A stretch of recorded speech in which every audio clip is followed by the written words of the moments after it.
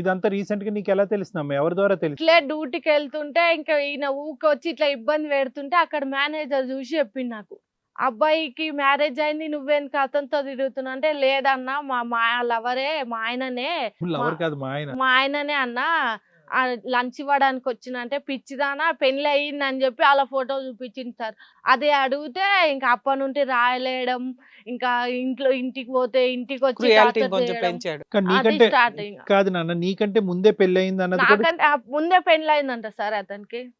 అది కూడా ఆయనే చెప్పాడా? అది ఇట్లా అన్ననే చెప్పిండు, మేనేజర్ సార్ చెప్పిండు. కాదమ్మా, ఆయన దగ్గర ఎంతకాలం నుంచి చేస్తున్నావు నువ్వు జాబు? నేను అతని కాడ చేయబట్టి దగ్గర దగ్గర నేను 3 సంవత్సరాలు 3 సంవత్సరాల్లో మీ ఆయన ఫలానా ఆయనకి పెళ్లి అయిందని చెప్పలేదా? నాకు ఎవరు ఈ మధ్య చెప్పాడు. రీసెంట్ గా చెప్పిండు సార్. ఎందుకని ఇన్ని రోజులు దాచి చెప్పడానికి కారణం? చూడలేదు అంటే ఎప్పుడు ఈయన ఈయన్ని మీతో పాటు చూడలేదు. చూడలేదు. సో ఏంటమ్మా నాకు అర్థం కావట్లేదు, ఇద్దరిని ప్యారలల్ గా నడిపిస్తున్నాడా?